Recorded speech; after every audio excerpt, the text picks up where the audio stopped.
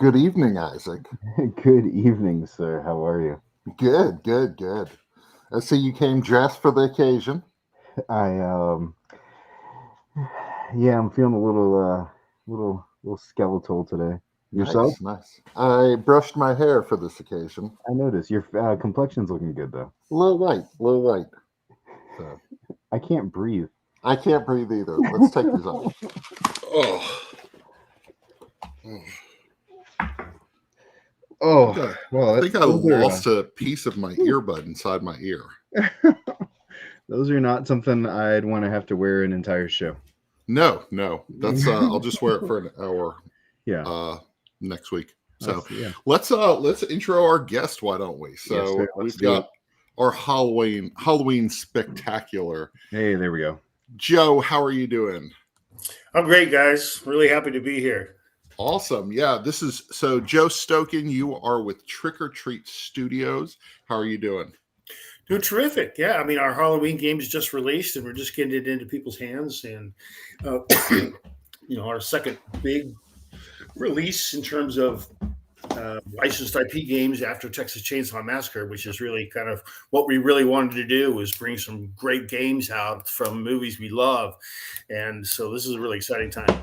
Yeah, and just a heads up, you're going to see that game later in the show because it is real freaking good. So anyway, so let's talk about Halloween stuff. And so I've come with my Michael Myers mask. I've got my custom-made Michael Myers cup. Very nice. Wearing my old school Halloween T-shirt. I feel like I'm prepared for this chat. I think so. Yeah. So let's get into our first question. I wrote the questions. I know it. Do you want me to do it? You do it. Yeah. So our opening question is, what is your favorite classic movie monster and why? Well, Isaac, when I hear the term classic movie monster, I immediately think of Dracula, Frankenstein's monster, the Wolfman. So for me, those are kind of the classics. But, I guess enough time has passed where Jason, Freddy, and Michael are probably considered classics too, right? That's fair. We're plenty of years away, removed from their initial movies. Yeah, I mean, for me, it was. I mean, I love the look of the creature from the Black Lagoon, right? I mean, he was just so alien. And when you think about it, if UFOs are real, and those monsters inside of them are truly aliens, but they probably live under the water. There's probably not breaking the speed of light for travel. They're probably just hiding their cities under right? You can see that. I think the water is probably the freakiest thing. So it's funny, my oldest daughter, she came to us a couple of years ago and she said, I found the disorder that I have. And I was like, what are you talking about? She was a teenager at this point, and she said, I have, let me find the disorder real quick.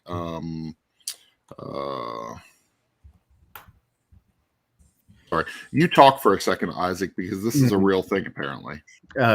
First off, welcome to the show, and second off, go Birds down there. I see that hat. Yeah, it's cool. I'm a big Lions fan, but I'm a big I love to cheer for the Eagles. Bob over at One Board Family is a huge Eagles fan. Oh, I love it! I can't wait to meet Bob. And PAX U is my favorite convention. It's a cool city, right? I love it. Yeah, such a fun city. Okay, so the phobia is submechanophobia. Okay. Submechanophobia. Any ideas of what that is? Submarines. No. underwater animatronics. Yeah, that's very specific.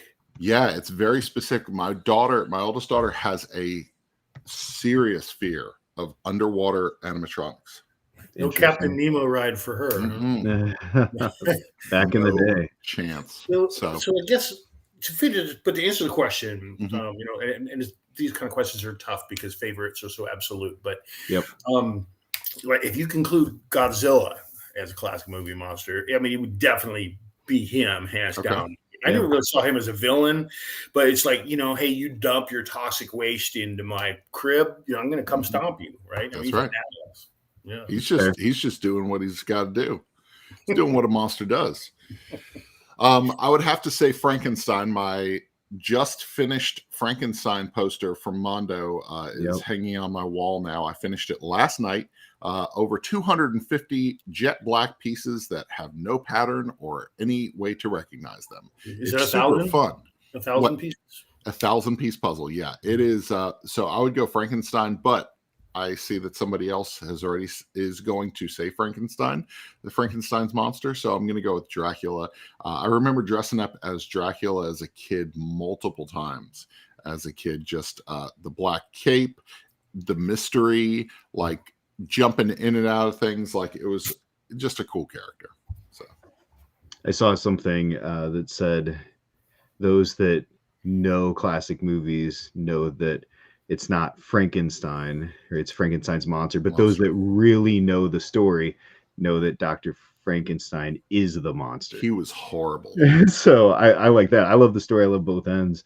But yeah, Frankenstein is just a classic archetype for for that monster without control. Yeah, absolutely. Yeah, Beauty and the Beast, Frankenstein. That is really cool. That's a good compliment to the one you got up there. So also I don't know how the corporate thing. Oh, that's awesome. Black Lagoon. Yeah. Love it. Those are nice.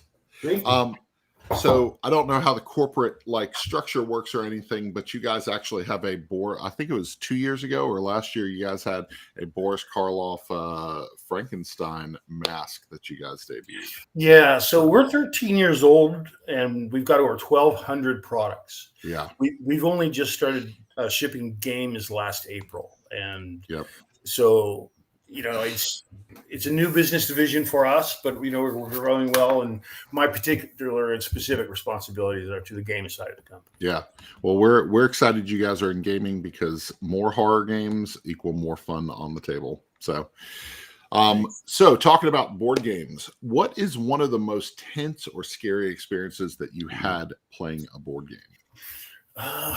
Well, I can think of several, but most recently is probably a session we were playing of Shadows of Brimstone. Okay. I'm not sure how familiar you are with that game, but we were deep into this underground scenario. And most of us were sporting wounds, both wounds and sanity damage. And we kept getting new encounter cards.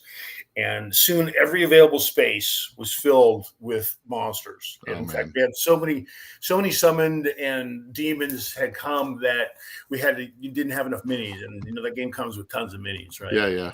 We had to use dice and such. We had this piece of popcorn is a monster. Yeah, you do what you could do is got to suspend disbelief a little bit. Right. But some well-placed grenades kind of got us some breathing room for a while. But nice. Yeah, that game's lethal, and even their in-town game encounters can kill you in a hurry. Nice. I would say we played last year, I think, or the year before. We played a lot of the thing, Infection at Outpost 31. Mm-hmm. That game, there's attention to the game as you are getting further into the game, and there's the possibility of multiple infections happening at the table.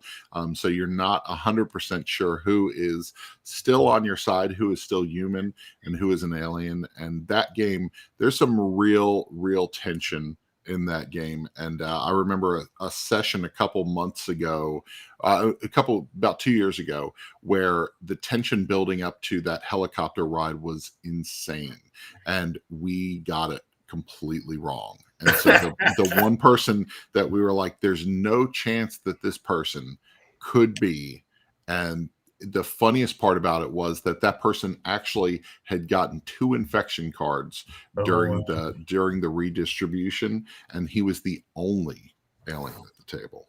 So, oh man, that is one of my all-time favorite movies. I watched that about 20 times in 1986, and still couldn't definitively tell you who was infected at the end there. Probably nice. Speaking of the 1980s, Justin's got a Justin Gibbons. I remember playing that old VHS game Nightmare. I had that one. Later in the game, every time that Gravekeeper guy would appear on the TV, it would jump scare everyone. Yes, the thing that still sticks in my mind is that guy calling people maggots. That was oh man, that term as a kid, somebody calling you a maggot. I'm like, whoa. Must have been a sergeant. Yeah. Yeah, I think the games that get me with as far as like that tension and suspense or hidden movement games, whether you're the hider or you're the searcher. So like Fury of Dracula, but honestly, my favorite Fury of Dracula could have been on this list too. I didn't even think about. But my favorite hidden movement game, I had to jump it out, is by my man Emerson is Spectre Ops. Like I love it, and every time I play that, it feels tense. And there's this avenue of like, oh man, am I gonna make it? I can sprint, but is this the turn they're gonna see me in the hallway? And like, I love it. It's one of my favorite hidden movements. That's definitely the game that brought us to Emerson. You know, he did a design article for GTM magazine. I'm sure it'll be up online soon, where he described the iterations of the game before the final version was approved, and it's a pretty interesting article. But we knew he was the guy for this. So I just published my Halloween review today, and the line of sight mechanic is the thing that makes this game so incredibly tense that you're like, what direction should I point my character, and what is the right decision, and what is the Michael Myers player character thinking? You know. Yep. So. The next question we've got, what do you do to set the mood when hosting a Halloween game night? Well, that one gave me some cause because I've never hosted a Halloween game night, but we do some things regularly to kind of set the mood, and the first one is definitely music. That's tough because you want anything that has too many vocals, and you don't want a speaker right next to the table because then it's kind of obtrusive. So you got to choose some nice instrumental stuff, and you kind of want to have the speaker kind of in an adjacent room there. That's correct. That's a good idea. So we do that a lot. I think that you can't just get it dark because you can't read the cards. You can't see anything. Pitch black. Yeah, but you could put the lights out in the other rooms so that noises come from out of this house. You don't know what they are, and even a running toilet or something could kind of create some tension, right? Yeah. And that's what you need to do. Get all the family members in your house to start making noise in different rooms at different points. So that will really set the mood. Yeah, absolutely. I bought my wife for her birthday this past year. She wanted some speakers that could sync, like two nice speakers that could sync Bluetooth. And so that I found some at Sam's that were really nice. And the two speakers have a lot of bass on them. You can set them up in two different spaces, and they sync together so you can create that atmosphere. And so we've actually used that for this will be our first Halloween game night with those speakers. But setting a speaker up in the corner of the room and then setting one in another room and just having that, so good. And then of course, thematic snacks. I'm big about like doing weird things like making little spiders out of things and doing peanut brittle that has like blood on it and stuff. So you're all in. I'm all in. I made it, and make your guests bring stuff too. It's not all on you as host. Get some help. I'm sorry, we've got over 1,200 products, so if you give me long enough, I might talk about all of them. But we've even got spooky scented candles. So. Really? Awesome. I didn't know about that line. Yeah, this is one of the minis for the upcoming optional set for the Halloween game. As you can see, it's got a little notch on it to reinforce the line of sight. Yep, line of sight. Yes, love it. Oh. So excited about those minis. Yeah, I mean, for me, it's all the same stuff you guys were talking about. It's the right decoration, it's the right music, it's the right food. The music, I love. Like, I need music playing while I'm playing games. Like something. It doesn't have to be blaring in your face, but I want something in the background, especially as we play a lot of heavier, Euros, a lot of thinking time. I don't like that like pure silence. So we usually have something light, something airy. And this time of year, why not a Halloween mix, regardless of the games you're playing? That's right.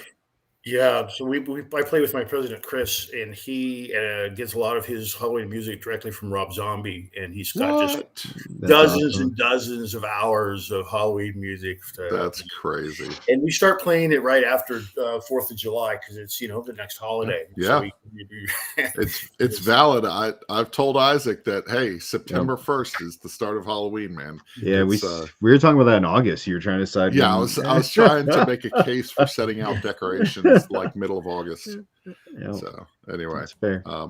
So on to talking about a specific game, the Horrified series. We've got movie monsters, we've got American monsters, and then now we have the Greek monsters right here. And so out of the Horrified series, I know not everybody's a co-op fan, but this series is done very well for itself. Which of the three is your favorite? Well, I have to admit, I've not yet played the Greek one. I've not played the new one. Out of the two, I think that I probably like the original movie monsters a bit more than the American monsters. But that might be just because I played it more. I mean, I know they play similarly, but that's the thing with games, right? I mean, most likely you're never going to love a game on your very first try of it. Yeah, you're kind of still figuring out what the game is about and what you can do, what kind of agency you have. Yeah, and maybe you can tell me a little bit about the Greek version, how it might be different. Yeah, the Greek version. I think what's cool about the Greek version is that it introduces. It's close to. I mean, all three of them are very similar. I would say for my answers to the question, I would go with the American Monsters one, even though it's not as good of a game as the original. I like the setting of the woods. And there being this folklore element to it. Nice. That's the thing that pulls me in that direction, even though the original is the better game.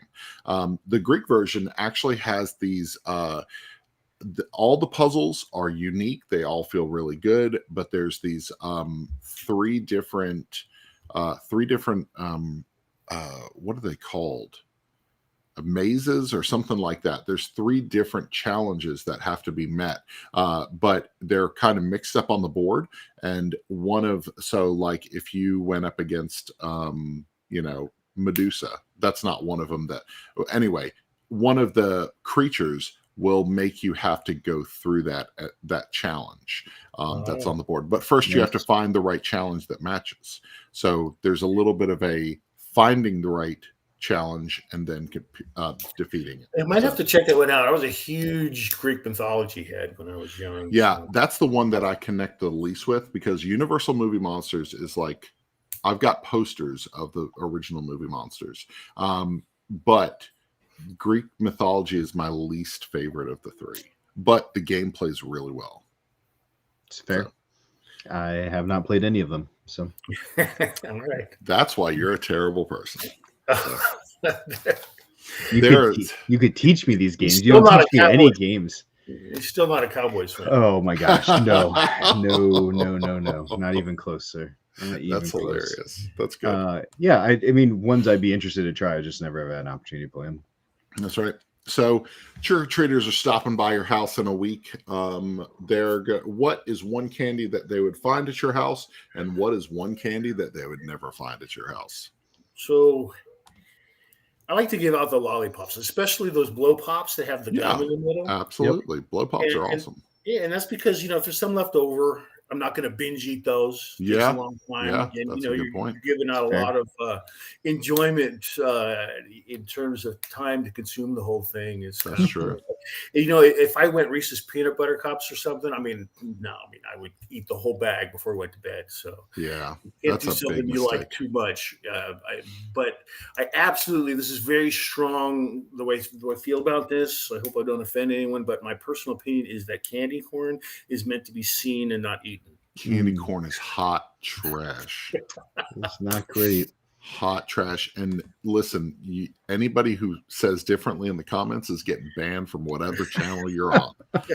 So Snickers, big fan of Snickers, big fan of Butterfingers. Those are going to be in the basket at our house. But the one thing you'll never see is Tootsie Rolls because they suck. Tootsie Rolls are garbage candy. Tootsie Roll Pops are good. I like a Tootsie Pops are sucker. fine. The sucker. Yeah, it's the sucker. Combo. Yeah. Yeah, you enjoy the sucker. And I like then the you're combo. Oh, like I guess part's there's fine. a Tootsie Roll here. Yeah, I can eat that. The funny thing is Tootsie Rolls tasted great when I was 10 years old. Yeah. You know? Because you didn't know better. You hadn't had real chocolate.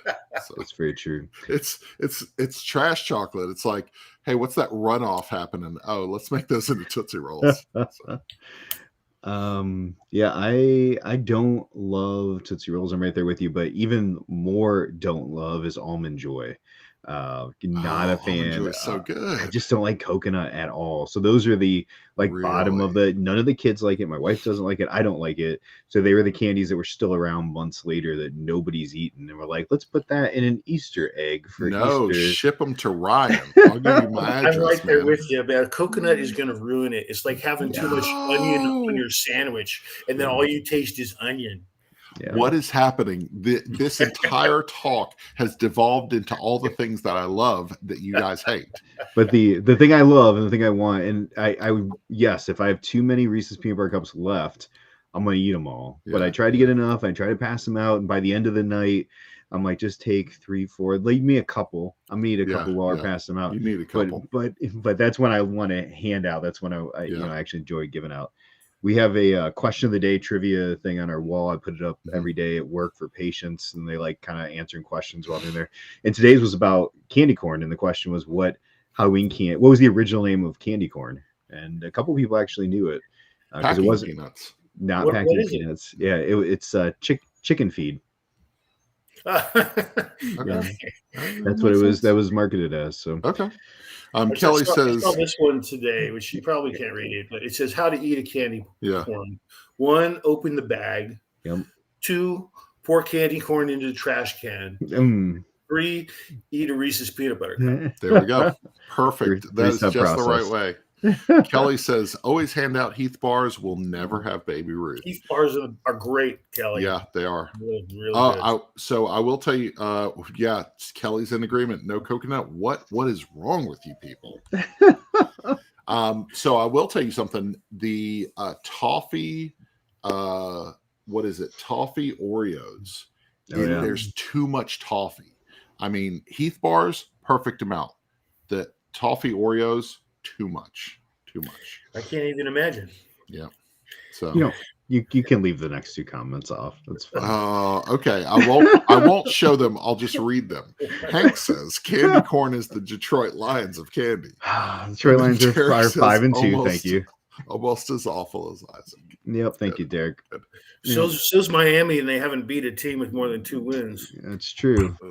Lions have, but Miami's not looking pretty.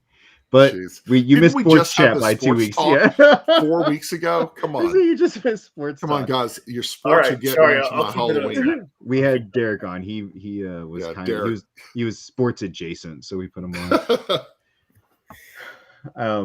Joe, let's chat about what you do for Trick or Treat Studios. Give us a little. I know Trick or Treat Studios because I've ordered masks from you guys. I've ordered Halloween stuff from you guys because I didn't know about the candles. Now I'm going to go shopping tonight. But what is Trick or Treat Studios, and what do you do for them? So Trick or Treat Studios started 13 years ago as a full latex mask company. And Chris Zeffro started Trick or Treat Studios just because he saw that there was a gap in the market for masks. You could buy a really crappy mask for $20, $30, or you would need to spend well over $100 to get a really nice mask. So he's like, I want to make good quality masks that cost $60, $70. Yeah. And so the way that he called up all of his people that he knew from collecting masks, all of his favorite sculptors, and asked, hey, do you have any original sculpts you want to do? And to his shock and amazement, they all said yes. And so they started, making masks, and they're really good quality, made in the factory in Mexico. And, pretty soon, got to get licenses for the masks, and we kept expanding our licenses. Of course, Michael has been one of our big ones through the years. Probably we would be doing more in other franchises such as Friday the 13th and such, but both the Jason and Freddy licenses are tied up in lawsuits right now, so it is what it is.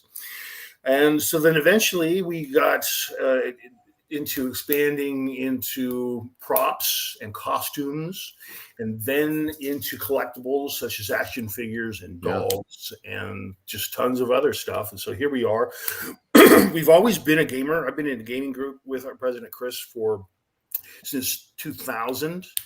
And we were playing 3rd edition Dungeons and Dragons back then. And Luke Gygax was in our group. Oh, wow. And the other guy owned like 5 game stores, and the president of the Hot Wheels fan club at the time was in this group. Nice. It was a lot of fun. But then we started having kids, and so we couldn't keep a campaign going with everyone attending every week. Right. Yeah. And so we switched to board games. And now Chris has got one of the largest personal game collections I've ever seen. He keeps it in our warehouses. Nice. 2,500 games is just amazingly sickening. And so he had to start a gaming company because his accountant told him that he couldn't keep writing off purchases anymore.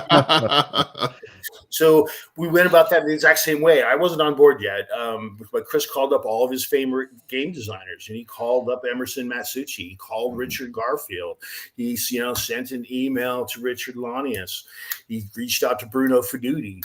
And they all said yes. And so we started, making some unlicensed games, because you need to prove that, you're a manufacturer in a particular category before the licensor will give you a license to produce games in that category.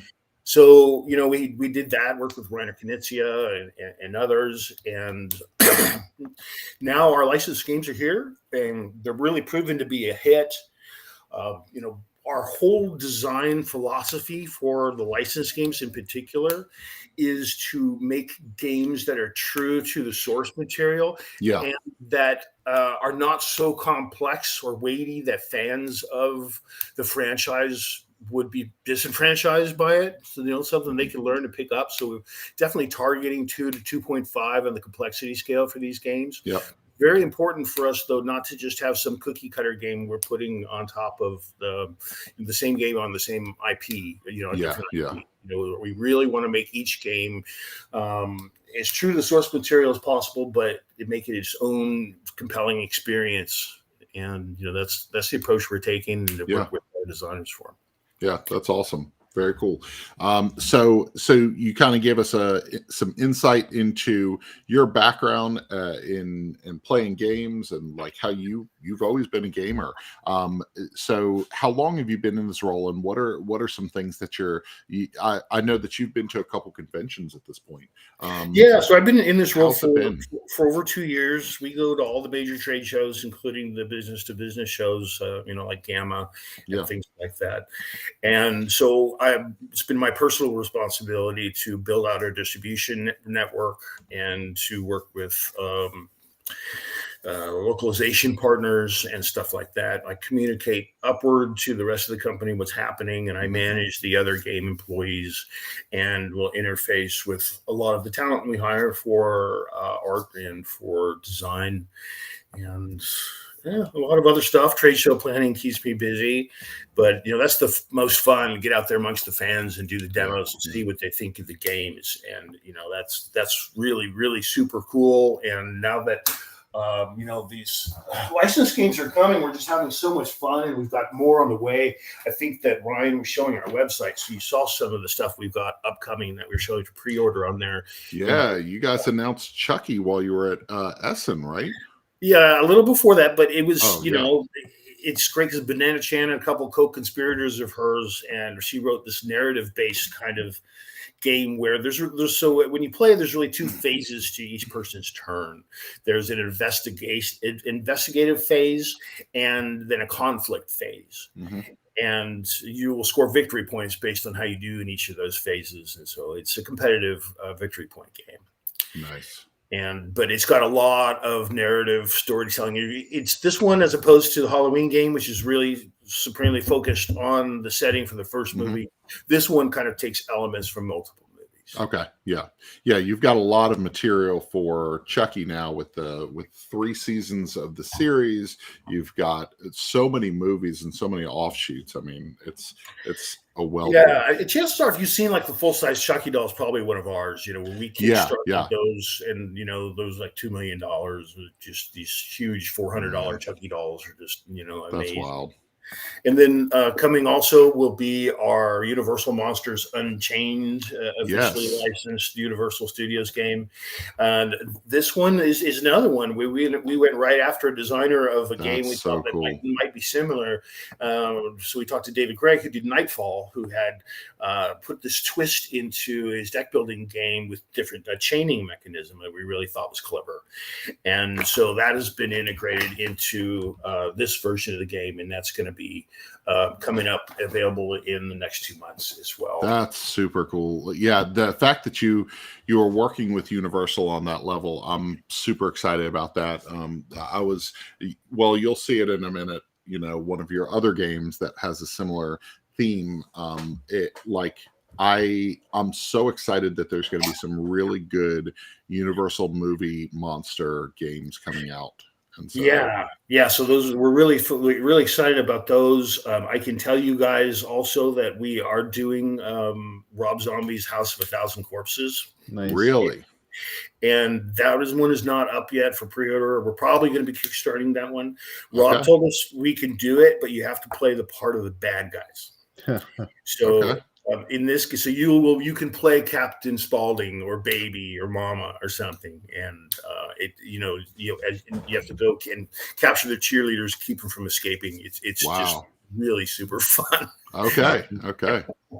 And are you expecting that to be kickstarted next year?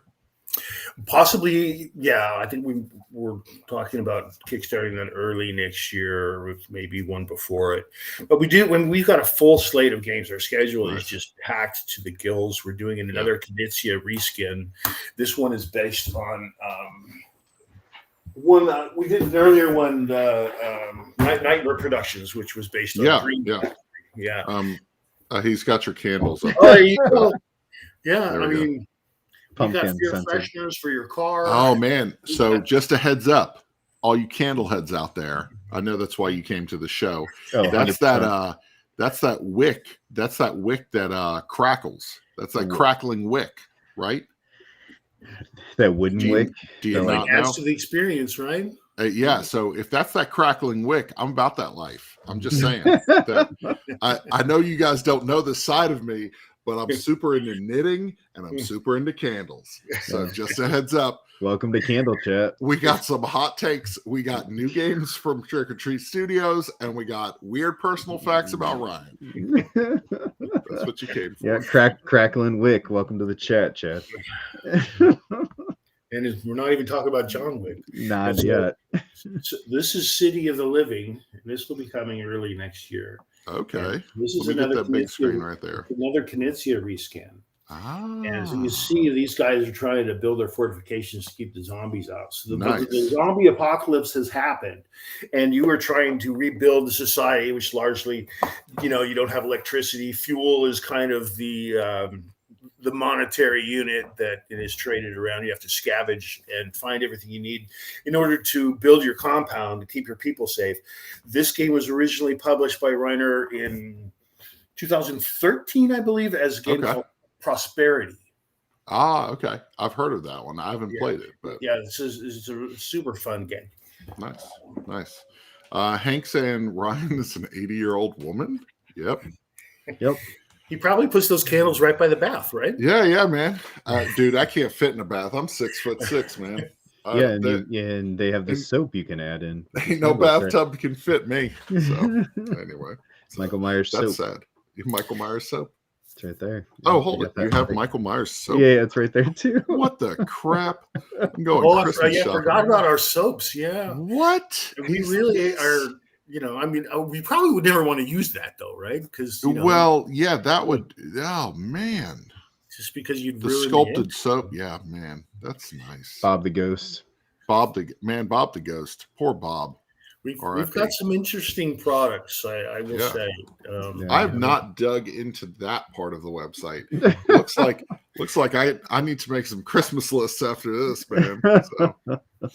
man. So if you're interested in hearing about anything else, we got a few more I can tell you about upcoming. Hey, we will take all the information. All right.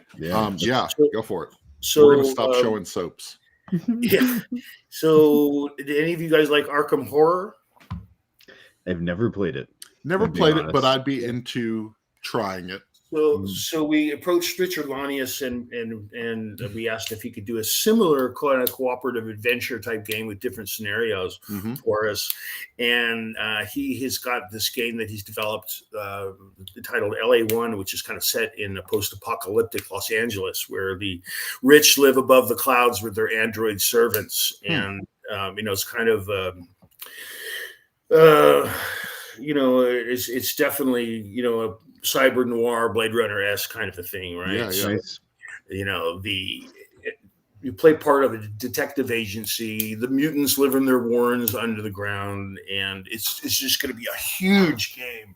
It's got like 700 cards, and so this is definitely one we're going to be kickstarting. But we kind of, Richard had an opportunity to take some of the aspects that he didn't love about Arkham Horror and kind of work different conflict resolution engine into it. And so we're super, super excited about that one, as well as another deck building game that we're doing called Dark Pact. And this one is made by Tom Lehman, who you might know from Race for the Galaxy and Okay, yeah, I was about to say I know the name, but okay, yep. Yeah. And so those are very successful deck building games. This one has got 13 different win conditions based on the dark packs that come out. And so you play as like a dark arts practitioner exploring the mysteries of the supernatural, can summon helpful demons, etc. And it's a blast to play. I don't know if you like deck builders, but at one point I had like 25 cards in play out in front of me. It's crazy. That's awesome. That's cool. That's really nice. And I guess the last thing I would say about our upcoming schedules, we're not exclusively doing horror games. We realize that, we love games that are not horror games as well, but we're doing a line of classic games that we are redoing with all new art and new content, making them true second edition games. Okay. The first of those is going to be Gold West. Gold West is all new arts by Vincent Dutrait, and it's got some of the expansions in the box and also a brand new optional water feature that was never in any of the other games. So that's cool. That's going to be attractive. We're doing some others, including Luna at the Gates of Loyang and Scoville second edition. I am super excited. I didn't know that you guys were. I knew that Scoville was getting another edition. I didn't know who was doing it, and so that's super cool. Scoville is one of those games. I think I've talked about it on the show before. Yeah, Scoville is one of those games that I wanted very early on when it came out. Never got a hold of it. Never sat down to play it, but in my mind, I have this idea of like this perfect farming game that I would fall in love with. And so I have a romance with Scoville that is unfounded. But I want to play it so bad. It's a lot of fun. And like any other game, it's so well balanced that you cannot do everything that you want to do on your turn. Yeah. That's great. It's a classic, one of my favorites. I'm glad it's getting life again. Yeah. So, do you know a release window for that Scoville second edition? Probably mid next year. Okay. Kickstarter. I will look forward to it. I don't think so. We will be doing some Kickstarters. We haven't yet for the games, but so we probably will be doing more of them, just because it seems to be able to get us to a break-even point sooner than otherwise. Yeah.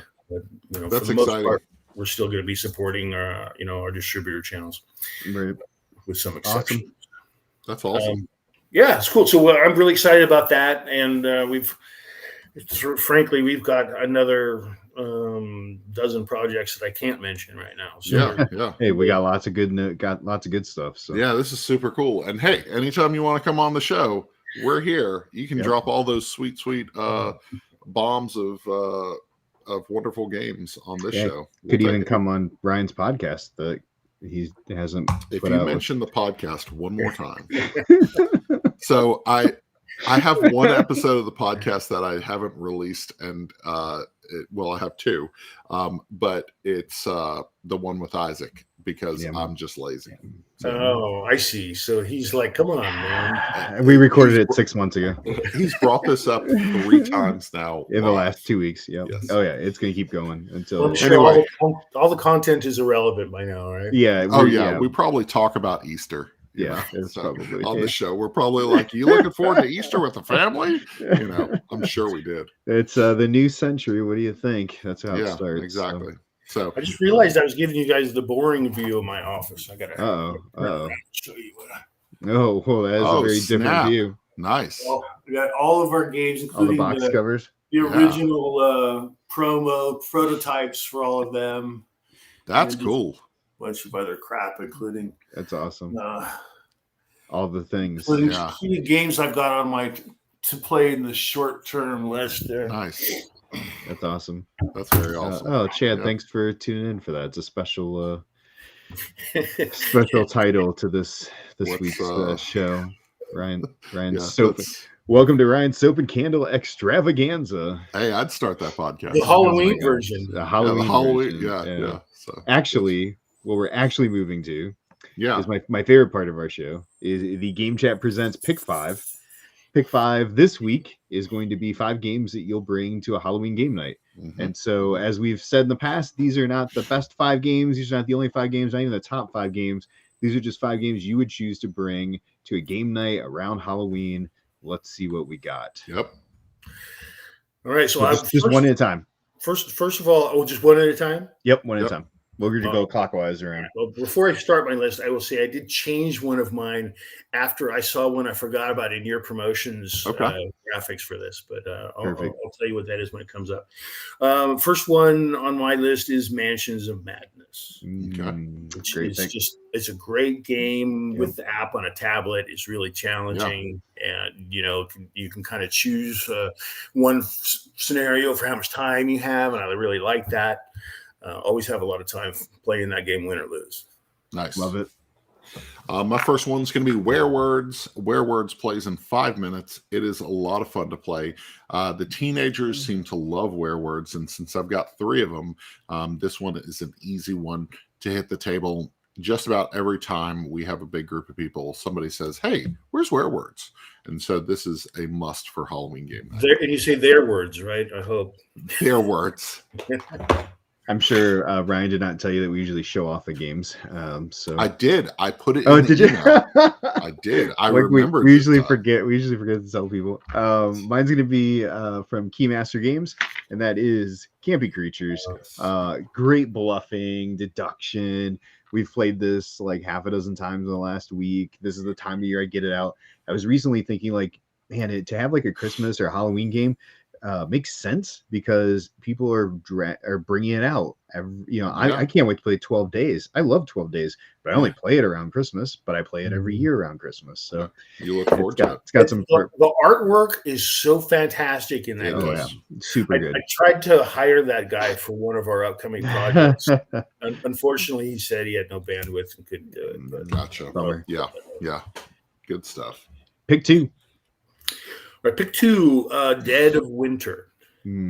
Love Dead of Winter. Dead of Winter one is of my top all-time games. It's a constant parade of zombies. Yes. And the whole game, you feel like you're barely keeping your head above water until you aren't. Yeah. I just love that game. As many times as we lose on that game, I love it every time. So. Have I told my Dead of Winter story in here? Have we? Yes. Conversation? Tell it again for Joe. Real quick. I had a chance. John Gilmore's a local for us in this area, and we had a chance to meet up actually at Origins. He had the prototype. He had it all set up. He's like, "Let's meet. I'll teach a couple of your friends." And we get playing. It's late at night, and 2 guys walk up and are like, "What is this?" Like, "Oh, it's Dead of Winter." "Oh, I've heard about it. I'm not that interested. It doesn't look that good." Da da da. And John's just sitting there, just shaking his head, acknowledging. You can tell it's a prototype game. Like it's not like it's a brand new game out, and my buddy Gene goes, well, this is the designer, and they flip right 180, like, oh my gosh, we really, can we play it? So they sit down and play with us, and the one guy opens up a container of leftover Chinese, Japanese food noodles and starts eating it with his fingers while we're playing this prototype. I don't know if I told that part of the story before. I've never heard that part. Gene was mortified.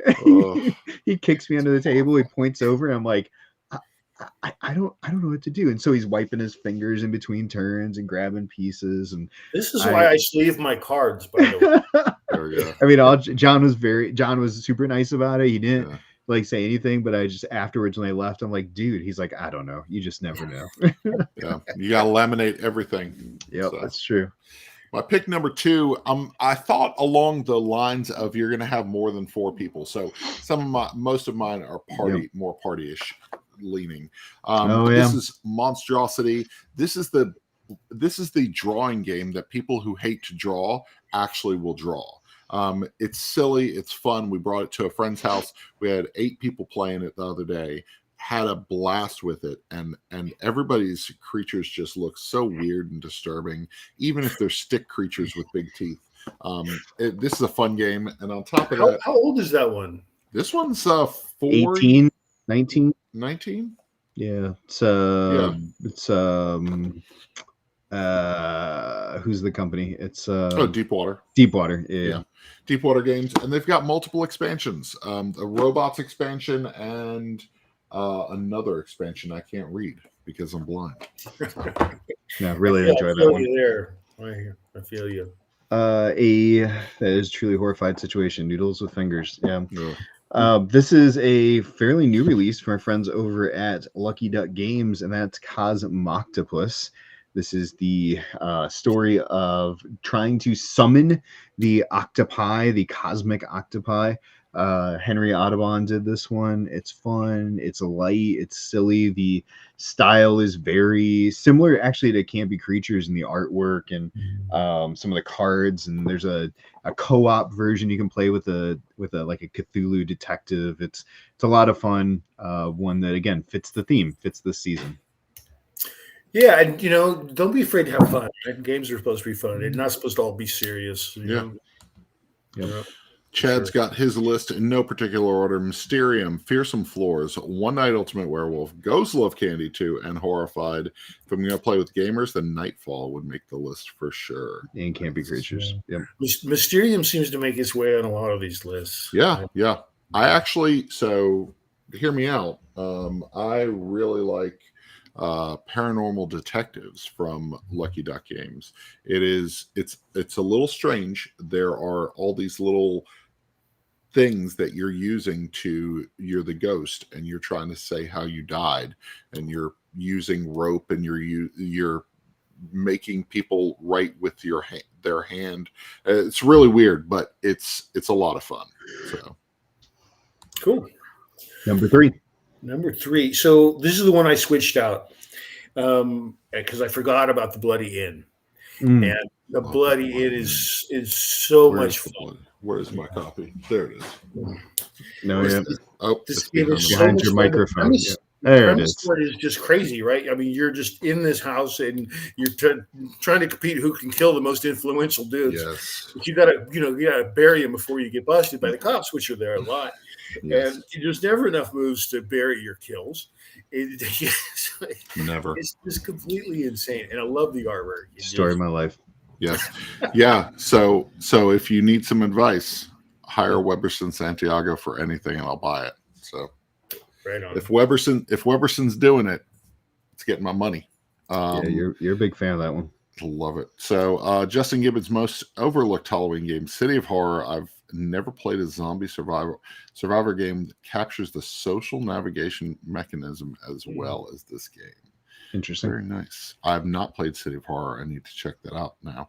Horrified, Dead of Winter, Abomination, Patchwork, Halloween, and Campy Creatures. Patchwork Halloween. Yeah. Yeah. Great. So going to go with Dracula's Feast. Not enough people know about this. This is a version that cannot be got anymore. This is an older version that has black and white artwork with some pops of red, really pops of color for the different creatures. Basically, people are asking different people at the table are asking other people to dance, and based on their decision making and what happens during the proposal to dance at Dracula's Feast, you can find out who everyone is at the table. Once you know everybody at the table, or think you know, you can try to guess everybody's character, and if you're right, then you win. If you're wrong, you have to unmask yourself. It's really, really fun. Yeah, sounds interesting. Not enough people talk about it. Nice. So. I'm going with Devere, released from a few years ago, and that is Castle Party. This is a ballroom dance hosted by Mrs. Frankenstein and the Pumpkin King. It is a flip and write game.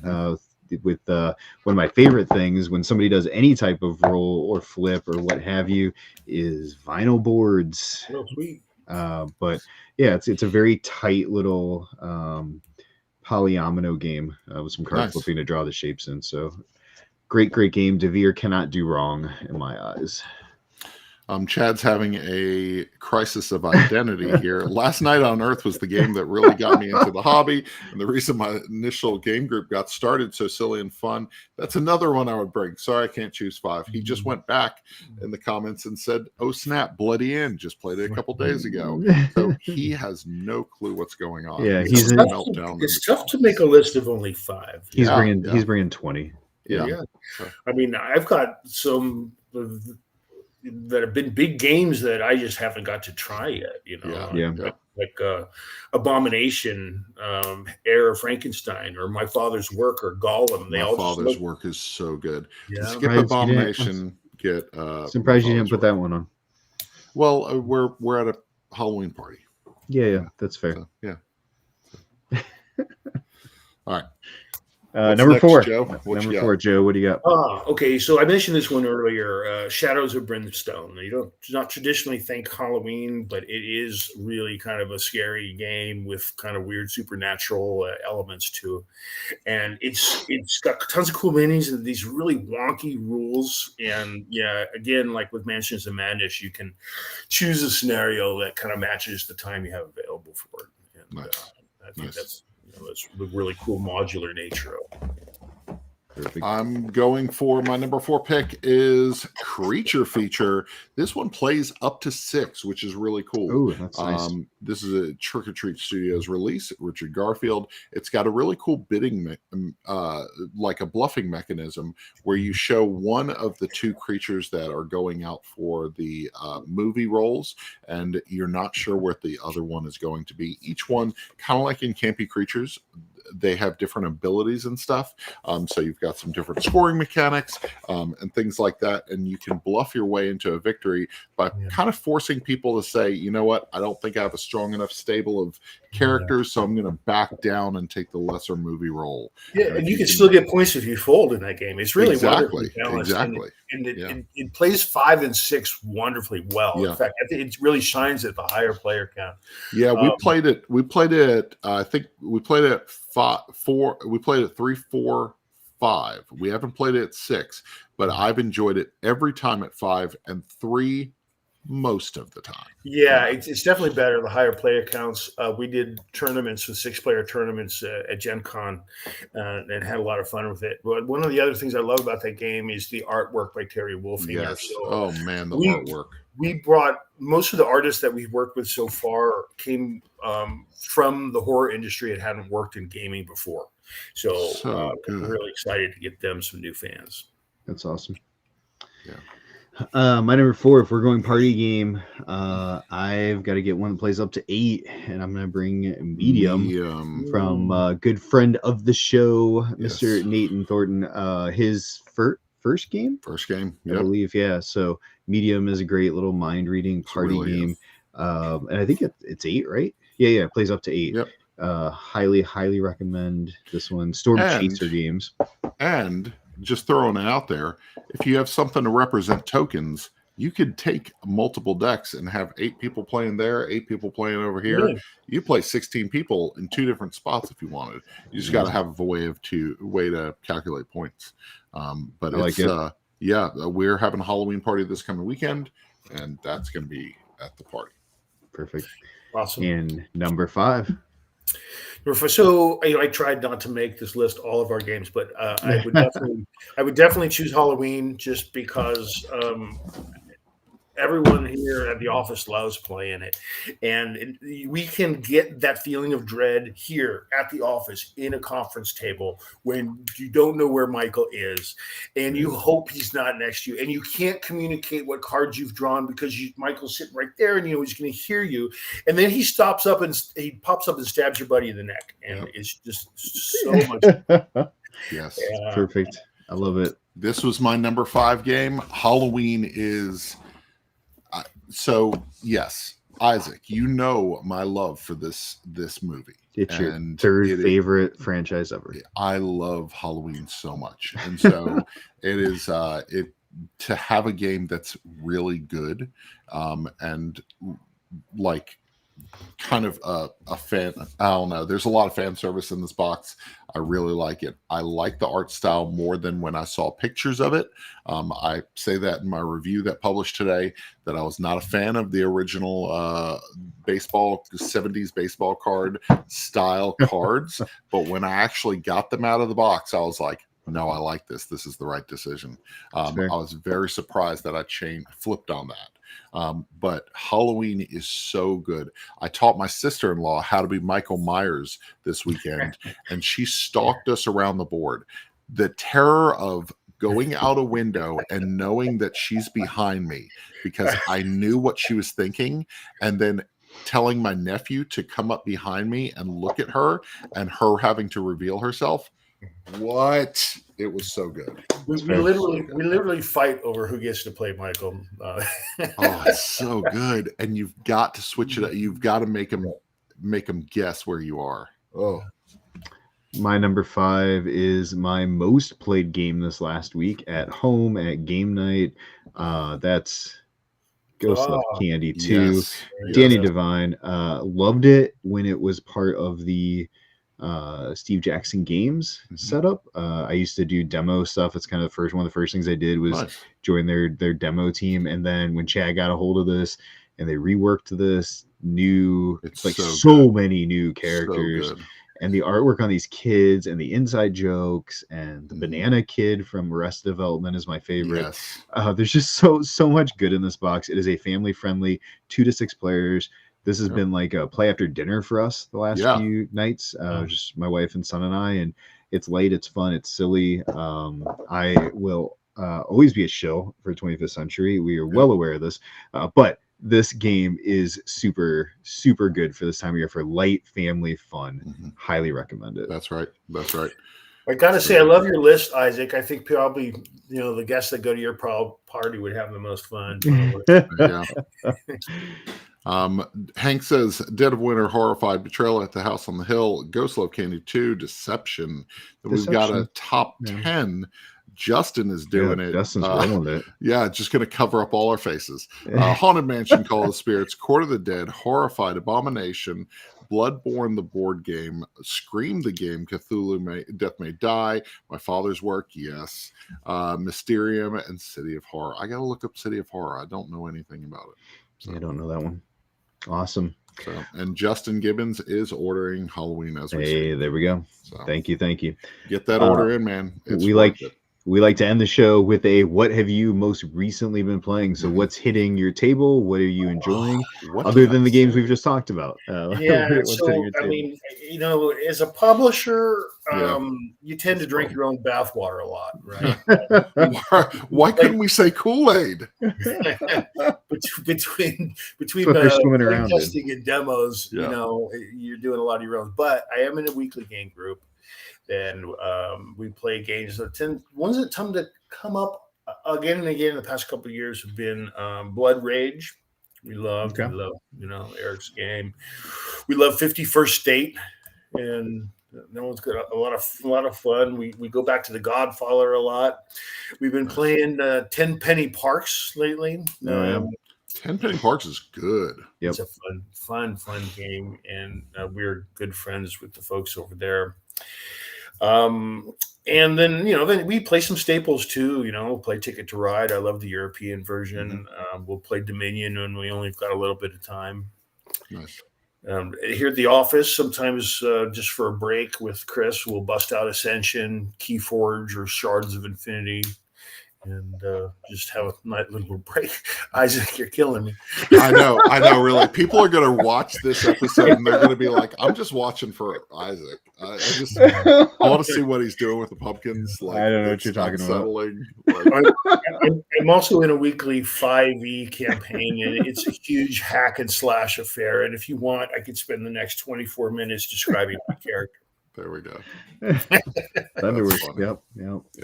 So, good stuff. I have been playing. I tried playing The Hunt with my son the other night. We got interrupted, but I really enjoy it. Little cat and mouse game. It's meatier than you might think for such a small box.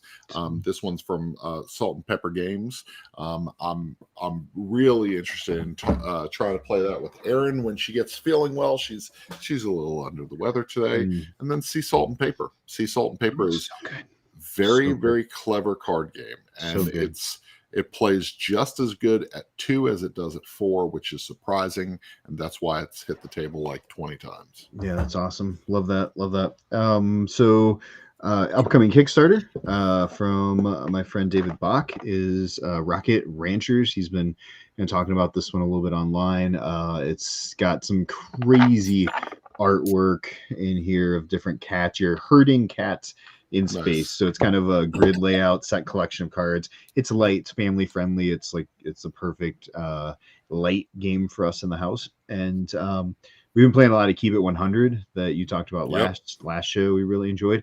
And from our friends over at Skybound, they sent me this guy. It's actually, I don't know if you ended up getting this, Pirate Tales. No, but I played it. It's good. Yeah, it's a lot of fun. Very light. It's very similar to Colorado. Yeah, and you're picking up different sets of nuts. You're burying some. You're hoping to find the ones that are face down in the right spots. There's this mechanic with like putting cards face down and then going like, oh crap, where was the one I put down? You gotta remember. Yeah, and it plays that really well. That's cool. That's awesome. Very cool. Joe, thank you so much for celebrating Halloween with us on our Halloween spectacular. Where can people find you online? It was my great pleasure, guys. Thank you very much. This was fun. You can find us at trickortreatstudios.com and check out all 1,200 of our products, or you can navigate on the left side by product category and go to tabletop games and puzzles, and you'll find us there. Get a copy of Halloween and get some Halloween candles. I feel like Ryan's going soap and candle shopping here. I'm going soap and candle shopping. When I shut this thing down, I'm going soap and candle shopping. I love it. I love it. Anyway, One Board Family. You can find us all over the place at One Board Family. You can go to oneboardfamily.com if you want a full review of the Halloween board game, which published today. And then we'll have a preview for a game called Wondrous Creatures, which has nothing to do with Halloween, but is an incredibly cute game about collecting weird monsters. If you like Pokemon style, you got to catch all these creatures and find synergies. Very cool game hitting Kickstarter tomorrow from Bad Comic Games. Very cool. Game of Sidekicks. You can find us anywhere at Gaming with Sidekicks on Instagram, on the X, on Facebook, and especially on TikTok. And as soon as I'm done and Ryan's shopping, I'm going to be shooting a video to give away.